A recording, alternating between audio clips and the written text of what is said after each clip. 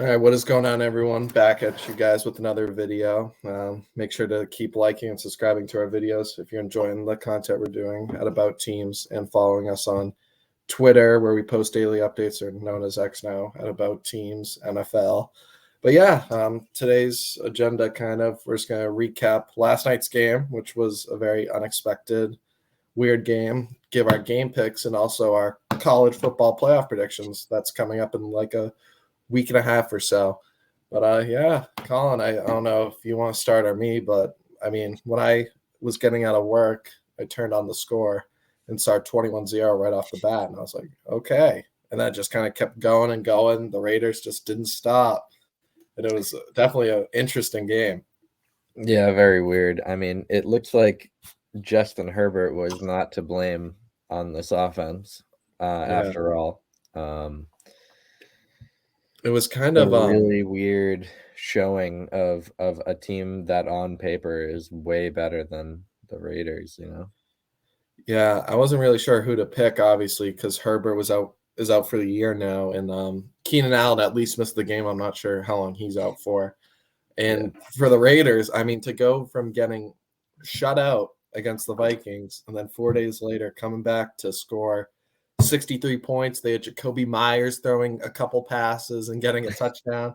It was a fantasy world dream. And I mean, this ended up resulting in Brandon Staley, the Chargers head coach, getting fired, which, I mean, I think he should have been fired really after that collapse in the playoffs against Jacksonville when they were up. I think it was like 21-0. They had the Jaguars shut out at halftime, and then they just let them come back. But that ends kind of like a new page for the Chargers. And I mean, do you have any people you think they should hire or look to target after the season, after the interim head coach is gone? The Chargers should look at Bill Belichick, probably. Okay. Yeah, that'd be interesting. I feel like Bill Belichick works good with like nice big stacked rosters. I feel like he's been working with like nickel and dime with Robert Kraft over the years, and it's just taking a toll on him at this point. I mean, people like to act like he's a bad coach and stuff like that, but like, let's be real here. Robert Kraft has been penny pinching since day one. I mean, you can't always have a Brady that carries you, that you got late in third round, that takes pay cuts and can work with any receivers. Like, now's the time for the Patriots to spend some money, and they have a good coach, and I don't think that's changed. I just think they're just not building around it. You never question his defense because what was it? I think it was like 3 games in a row they allowed like 20 points total in those 3 games, and they lost all 3 because they were losing like 6-0, 10-3 or something. It was the weirdest stat. And yeah, I mean, I think where most like people you say in Madden, you know, if the D only allowed 6 points, like, and the O isn't scoring, like, what's happening? Yeah, no. And I mean, at this point, I think where Bill Belichick gets most of his criticism, and rightfully so, has been as a general manager, which I don't think he should be, because I mean, just some of these first round picks haven't really made sense. But get a new GM. I mean, you got AJ Brown. You got AJ Brown crying because he didn't make the playoffs. I mean, because he didn't make the Patriots. Yeah, like, what does that say? And who did we draft instead of him? Like, I don't even know, because I remember, I think it was maybe the draft before 2018 when they signed N'Keal Harry, and it's like you missed out on people like DK Metcalf, and yeah. So I think definitely try and get a new GM. Yeah, it'll be interesting. I know the Chargers might try and go offensive as well, someone to pair with Herbert, like a B enemy. I'm not really sure though. It's kind of going to be interesting who gets interviews and stuff. But I mean, do they get rid of Staley in your opinion? Who? The Chargers? Well, they fired him about an hour already ago. Yeah, that's why I raised the question. Brandon Staley was fired about like an hour or 2 ago, actually. No. Yeah. I thought because I woke up, I was like, damn, they didn't fire him. Yeah, no, he got fired about like an hour and a half ago or something like that.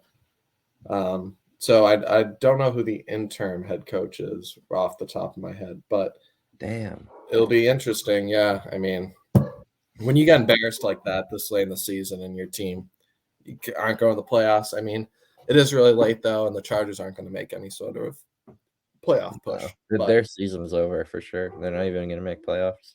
yeah, and then I was thinking, so yeah, now with the Chargers being screwed, and the Raiders, I guess, keeping their slim playoff hopes alive with Antonio Pierce having a nice bounce back win, we can dig in because we got 3 Saturday games coming up that are all pretty interesting, and the rest of the Sunday games kind of predict and recap based off of last week. As the first time we did this 2 weeks ago, I was 3 games ahead up on you, and then last week you came back to tie it up, winning all the big ones. I think Eagles, Cowboys was one, Colts, Bengals was another. So with that being said, we're all tied now. What was it? Jets and Houston. Jets too? And that was the third one. Jets over the Texans. You called that. Yep. So we're all tied up. I mean, we both lost those the Monday games though. Oh yeah, the Monday games. I mean, we'll get into it when I do game picks, but yeah, the Giants now arguably looked like the worst team through the first half of the year. Now they're all of a sudden at 5 wins, and the Packers that were rolling, being the Chiefs, they just fumble like that against the Giants, which you needed to win. So yeah, with all that being said, we'll kind of dive into break down the games that are coming up. And so the first one on Saturday, tomorrow, at 1 p.m., we have the Minnesota Vikings traveling to Cincinnati to face a pretty hot Bengals offense, and now a Nick Mullins-led Vikings offense for the Vikings in this one. If you want to start this one, it is in Cincinnati, 1 p.m. Saturday. I really don't see the Vikings. The Vikings have been struggling. What did they get? 6 points the other day? It was the lowest scoring game. They won 3-0 against the Raiders. Yeah, and with an offense like that, Justin Jefferson honestly has been mediocre. What did he go out with? Another injury? He went out with chest injury at the hospital, but he is expected to play in this one. He's a diva. I'm not sold on him at all. I think he won't help the situation, and I think putting a new QB in that situation is not going to help either. I think the Bengals got it. Yeah, and I mean, when looking at this one, I kind of, the Bengals are red hot and everything, but there's also something to be said about this is probably where I'll have the biggest disagreement with you. I mean, I still think Jefferson is the best receiver in the league. But one of the reasons why he got hurt was Dobbs threw a hospital ball. He had an easy gun, or easy just gun it, throw it. Instead, he kind of lobs it, and then it's like he catches it, but then takes a hit to the back, and that ended up being a chest injury. So it was like internal bleeding or something. But if he does play, Nick Mullins has had some starts in San Francisco when Jimmy Garoppolo was kind of missing time due to injuries over his years. And I think for this offense, he's just going to be a better fit. Just because he's like a Kirk Cousins type, doesn't really move around the pocket, is going to get probably sacked more. I mean, obviously, he's a backup or most of his career has been a backup just because he'll throw some picks. I expect him to throw 1 or 2 in this game. But, I mean, you also have to look at it as Jake Browning is entering his 4th start. And in that 3-0 win, it's an embarrassment of the offense, but it's also a huge credit to your defense when you can shut a team out. We just saw what the Raiders did 4 nights later. And Brian Flores, I think, is going to get a head coaching job after this year because he's turned the Vikings from the 31st ranked defense into a top 5 unit without, you hear Danielle Hunter, but, I mean, how many people can you name on the Vikings defense and think, oh, yeah, elite player? Harrison Smith. Yeah, but even then, he's 34. He's not the same as he was. But, yeah, you got me. He's just made this work, and I think it's going to be a scrappy one. But I think with a new QB change, I'm gonna roll with my team in a 20-17 type win. I think it'll be close, but I think I'll trust the better coach team in this one. Okay. And then an interesting one. The struggling Steelers travel to the Colts, a battle of 2 7-6 teams with huge wild card implications. For me in this one, though, I'm actually going to go with the Steelers. Who do they have starting at I think QB? I think it's going to be Mitch Trubisky. Oof. It's really this one game's 50-50 for me. I know Michael Pittman and the Colts will do their thing, but I think the Steelers are desperate for this one. They've had 2 embarrassing losses to the Cardinals and the Patriots back-to-back weeks, and I think Mike Tomlin's just too good of a coach, and the Colts defense is kind of scaring me out. So I think Mitch Trubisky and the team will do enough, and I think they'll rattle Gardner Minshew enough. But it's going to be a close one, but I got the Steelers in this one. Yeah. I don't know. I don't rely on Mitch Trubisky too much. I'm gonna go with the Steelers here just because of their defense. And I'm Yeah. not. I don't think the Colts are like a I mean, powerhouse or that's the anything. only reason I'm doing it. I mean, I really don't. All these games are really interesting to me, at least the Yeah. Saturday ones. I mean, and then I'm gonna go Yes. Steelers on this one. Yeah. For sure. Yeah, the line says 1.5 Colts just because they're at home. That's basically a give me game toss up. Yeah.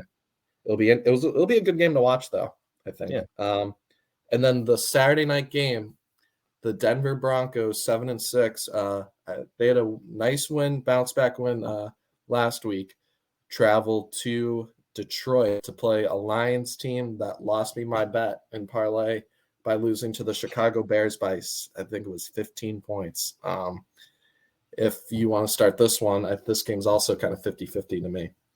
Yeah, I agree. I just don't like the Lions right now. They haven't been doing anything to show me that they're a team that deserves to be competing against teams like the Denver Broncos, who are killing it lately and playing good teams and winning.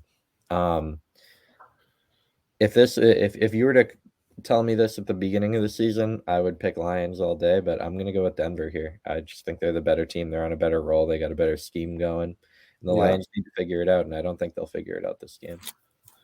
Yeah, for me, this is very 50-50 because it's in Detroit. The Broncos are not going to win games pretty. They rely heavily on turnovers. It's a lot of check down offense, but it's gotten the job done. Their defense has vastly improved from the beginning of the year, which is why they started to win games. But Detroit hasn't been the same over the past month. The Chicago Bears, frankly, should have swept them. Detroit barely got away with a win at home before Thanksgiving, before losing to the Packers and then having a 5-point win against the Saints. They just haven't been unimpressive to me. And I think at some point they're due for a bounce back game. And I think they want to get that taste out of their mouth of losing to the Bears. Because frankly, I think they know, especially too, if the Vikings win their game before, they got to win this. I mean, this is the one year I really think the division's open with all the injuries in the NFC North. And I think the Lions are just more desperate right now. Yeah, I think they want to prove something. So I'm going to roll with the Lions here, but I'm not very confident in it. I think all these games are frankly 50-50s. Yeah. But yeah, and then probably a game that won't be 50-50 to start off our Sunday slate. Falcons versus Panthers. I'll start, frankly. The Falcons are desperate, but they're in the fight for the NFC South despite being at 6-7. Bryce Young and that Panthers offense can't do anything. I mean, until they prove to me that they can be competitive, I ain't picking them, and I'll roll with the Falcons and their defense. Yeah, no doubt. You said it all. I'm definitely going with Falcons here. I will never bet on the Panthers this year. And then probably a game that we didn't think would be interesting now, but kind of maybe raises some question marks. The Chicago Bears got a little mini winning streak going, heading in to face the red-hot Joe Flacco and Cleveland Browns. I'm going Flacco. Yeah. Gotta go Flacco. I mean, better defense, better overall team. I'm not counting them out, That's all it is. I expect Joe Flacco to come down to earth at some point, but with the Browns defense, maybe. With the Browns defense, I got to pick them here, especially in Cleveland. No doubt. The doubt. Bears have quietly been getting better, and Fields has been looking better as the years went on. But yeah, good win for them against the Lions last week. The very interesting one, Tampa Bay sitting at 6-7, but the NFC South leader, going to face the 6-7 Packers, looking to bounce back after that ugly loss to the Giants on Monday Night Football. It's a tough one, honestly. Yeah, I kind of was contemplating this for a while, but at the end of I still didn't really know heading into this one who I would have. But I feel like Tampa Bay is just the better team. I think their defense is more scrappier. Jordan Love has improved, but he doesn't really have the weapons in this one. And I think Baker Mayfield has quietly had a solid year with Tampa, just having Mike Edwards and Chris Godwin. It's going to be, once again, one of those games where I think it's like a 3-point swing, but I'm going to roll with the Buccaneers in this one. Yeah, they're the best team in the NFC South. And Green Bay just hasn't been playing well. Very 50-50 for them. And yeah, you're right. Baker's been pretty consistent. I like Mike Evans a lot. I like the Buccaneers defense. I'm going to go with the Buccaneers here. All right. And then we got the Jets coming off a great win against the Texans with Zach Wilson playing arguably the best game of his career. Maybe that KC one too is up there. Go to travel to face Miami at home, and it feels like Miami's at home every week. I don't know what's up with that, but I know what. Yeah, it's in Miami. If you want to start this one, I really like the way Zach Wilson played last week, and I think he proved himself again that he can be a starter. But coming up against Miami, it's going to be tough. I think Miami's going to take this one. I think they're looking to make up for lost time here. Yeah, I think they're due for a bounce back, but I do think it's going to be maybe closer than people expect, especially Tyreek Hill. Missed all of practice, is questionable. I think if he doesn't play, it wouldn't surprise me if the Jets win. But I think Miami's desperate at home. They want to get that taste of blowing that huge lead to the Titans and your guy Will Levis. But at the end of the day, I'm going to roll with the Dolphins in this one. So we both got Miami. And then the next one, we have a pretty interesting one. The Red Hot Giants with Tommy DeVito traveling to the Bayou to face the New Orleans Saints and Derek Carr. Frankly, for me, this is kind of a toss-up because the Giants have been playing some great ball recently. But the Saints, once again, I just feel as if they're more desperate because they're in that NFC South race. They're tied. 3 teams are tied at 6 and 7, and I think at home in New Orleans, they just will have enough to get this one done. Yeah, I mean, New Orleans at home, Tommy DeVito. I think he'll have a good game. But the Saints are kind of the better team here. I really doubt. I don't think it'll be a bad game for the Giants. Like I think they'll play good and stuff, and Tommy DeVito will do his thing. But I mean, I think the Saints will just play a little bit better and get like a close win out of it. Yeah, no, it's definitely going to be one of those. Especially at home, you know. Yeah. All right. So yeah, we're both good on that one. And then the next one, kind of interesting too. I mean, these games are all really 50-50s, man. We got the Texans traveling to the Tennessee Titans in an AFC South battle. Stroud is out. Stroud out. That's the one thing. So he did not practice, and he's questionable for this game with a concussion. And also Nico Collins is questionable, which is huge considering Tank Dell's out for the year. For me, though, I'm kind of going to play it safe. I think the Titans got some mojo going right now at home. That comeback win. Stroud questionable, got really banged up last week. Nico Collins questionable.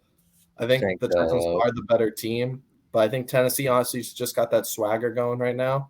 And sometimes, you just kind of can't beat a team like that, especially in Tennessee in this one. I'm going to roll with the Titans. Me too.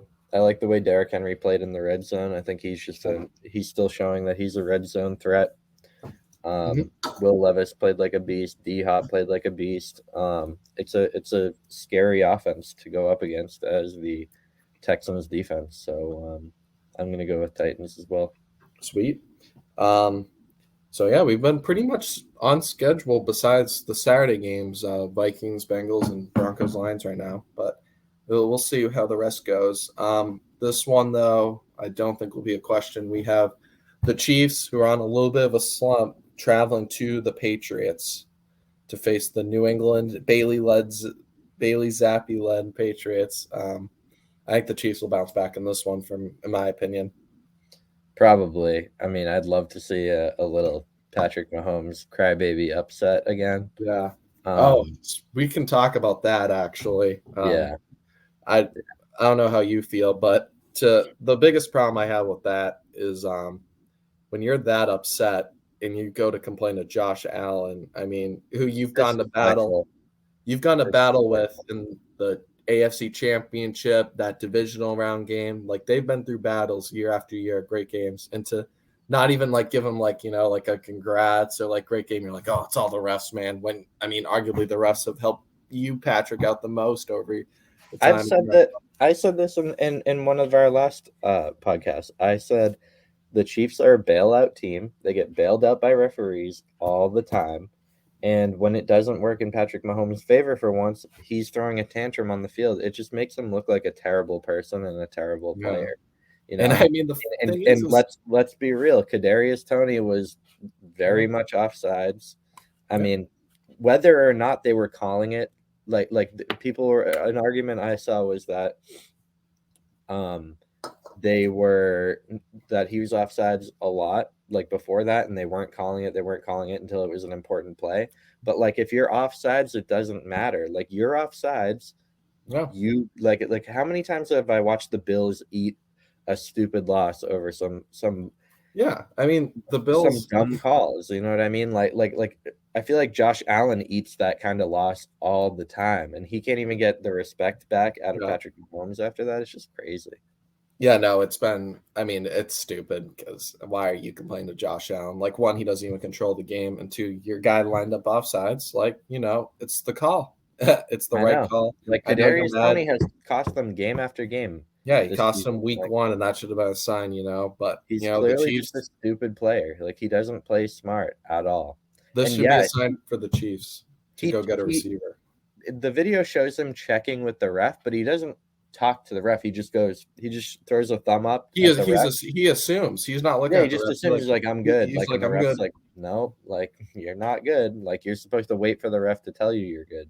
Yeah, Simple ball. it's You've been playing ball since it's on them. probably high school or younger.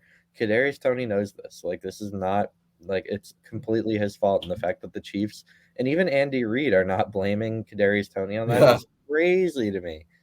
Yeah, I think they're just at this point trying to protect him, but I don't think he'll be back with the team regardless after this season.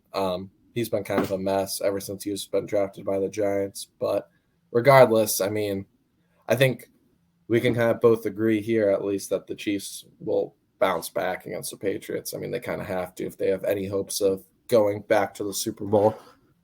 Yeah. I don't think this is their year at all. I think they're Oh like no, really, really struggling internally here.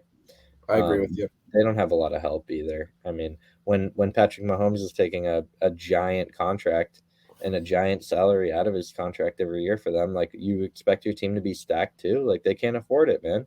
You Yeah, want all this money, and you want the receivers. I agree. This Man. is why the debate between Brady and Mahomes to me is not even close. It's not even close. You would see Brady 13-1 at the end of the season with not a single receiver you can name on the field.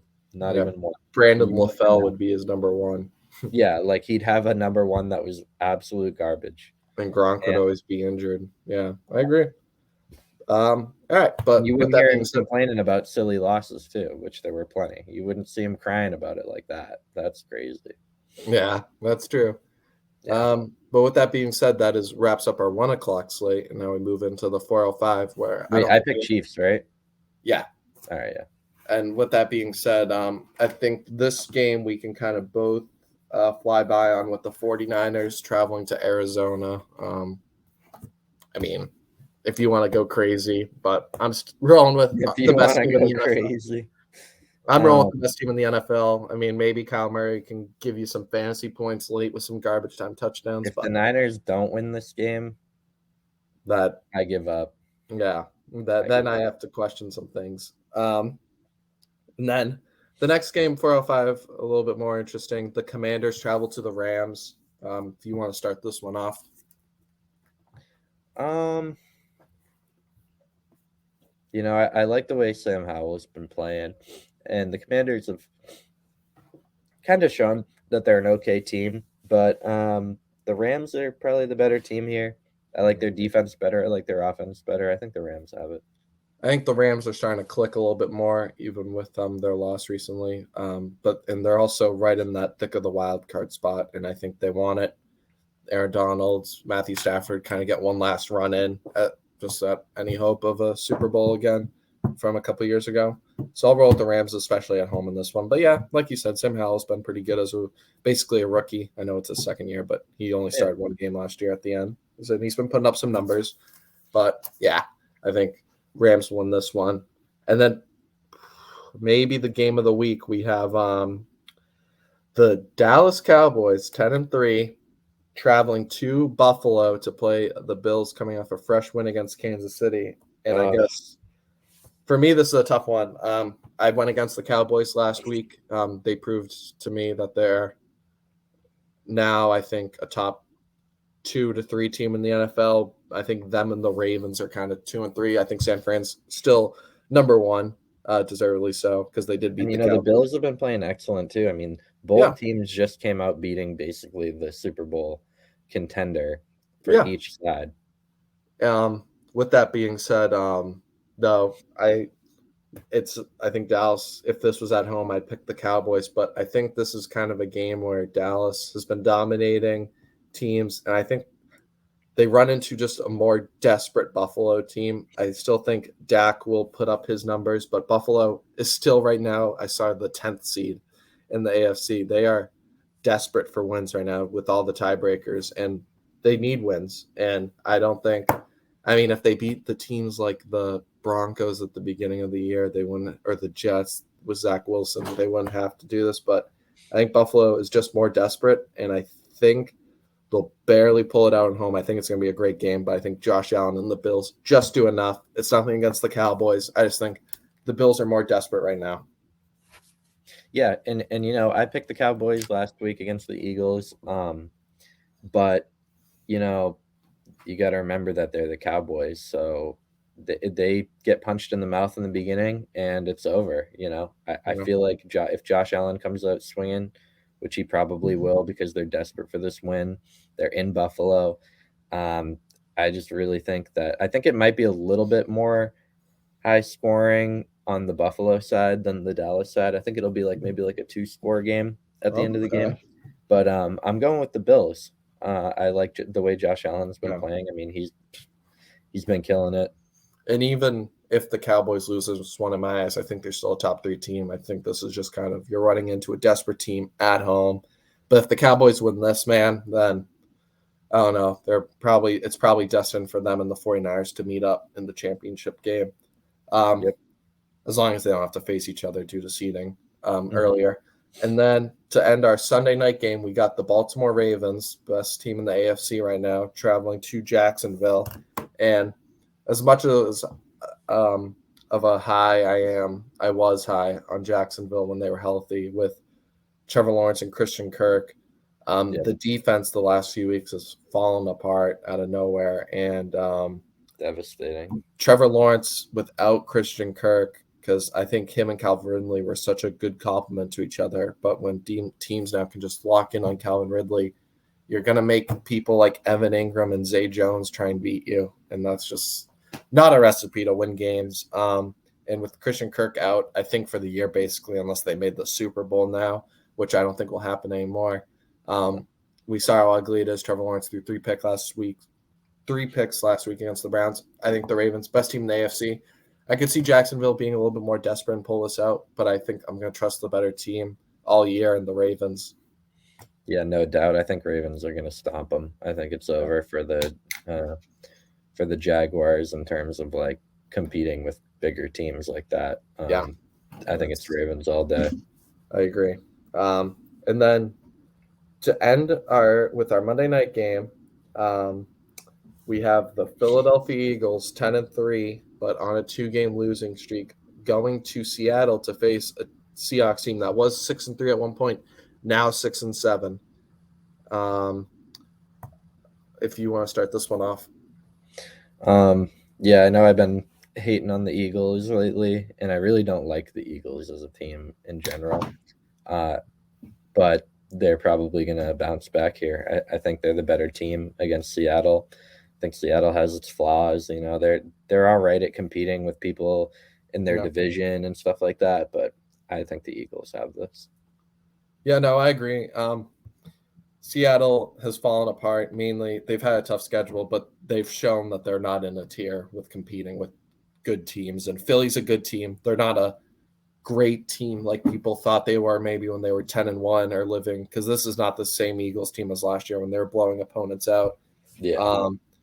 The Eagles definitely have their own flaws, but It's good to see that the Eagles aren't like a powerhouse anymore either. I was they kind are. of nervous it would be a repeat of last year. It's the Cowboys in the 49ers in one tier, but I think the Eagles are in the tier below that, and they're probably the top team in that. I still think they're the third best team in the NFC around there. Yeah. But this is a good bounce back game for them. Seattle's defense is scrappy, but Geno Smith is not gonna be the QB to beat this team because he has not been the same like he was last year. So we both got the Eagles in that one. Yep, all day. So with that being said, basically the only two games we have different are the Saturday games with the Lions, Broncos, and Bengals, Vikings. Yep. So we get to see who had the advantage in that week. But with that being said, that wraps up our picks. But